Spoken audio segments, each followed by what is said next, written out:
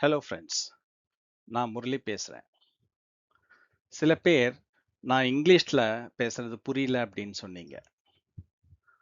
சில வார்த்தைகள் இங்கிலீஷில் சொன்னால் தான் மற்றவங்களுக்கு புரியுது. நான் என்ன செய்ய? தமிழை கூட இங்கிலீஷில் டைப் பண்ணுற சுச்சுவேஷனில் தான் நாம் இருக்கோம். சரி, கூடுமான வரை தமிழ்லேயே பேசுகிறேன். இப்போ சில கேள்விகளை பார்ப்போம். முதல் கேள்வி, மெடிடேஷனில் எப்படி அடுத்த கட்டங்களுக்கு போகிறது?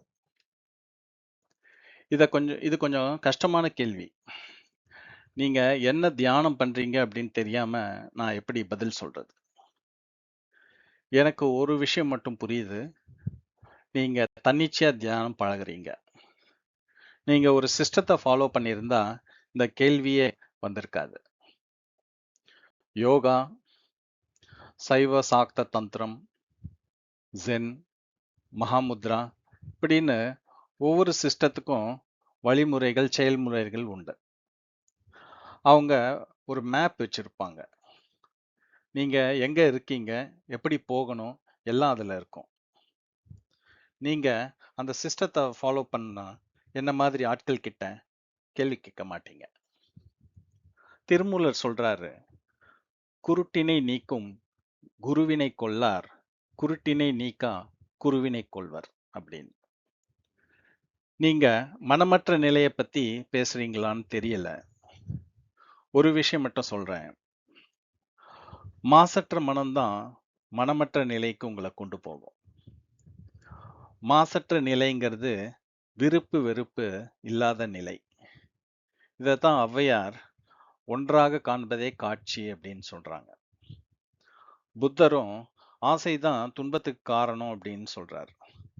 ஆசை, விருப்பு அப்படின்னு சொல்லும்போது வெறுப்பையும் கூட சேர்த்து தான் சொல்றாரு அப்படின்னு நம்ம புரிஞ்சுக்கணும்.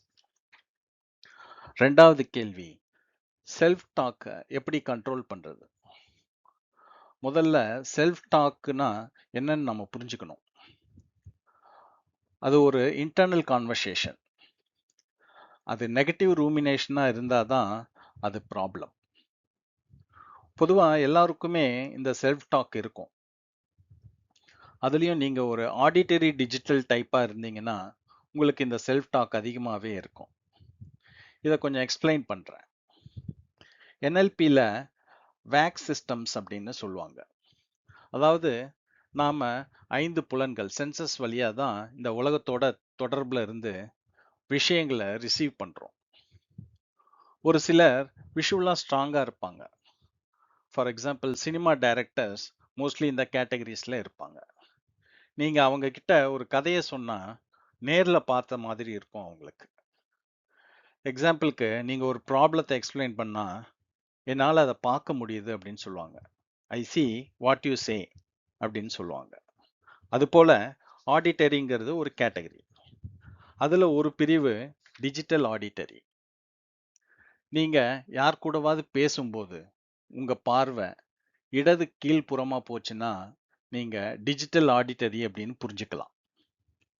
இந்த செல்ஃப் டாக் உங்களுக்கு பிளானிங், மோட்டிவேஷன், ப்ராப்ளம் சால்விங் இதுக்கெல்லாம் ஹெல்ப் பண்ணும்.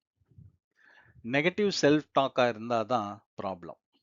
இந்த நெகட்டிவ் செல்ஃப் டாக்கா இருந்தால் அதை எப்படி மேனேஜ் பண்றது? நீங்க என்ன பேசுறீங்கன்னு நோட்டீஸ் பண்ணுங்க. இப்போ சொன்னதை ஒரு ஃப்ரெண்டு கிட்டேயோ வேற நபர்கிட்டயோ சொல்ல முடியுமான்னு கேளுங்க.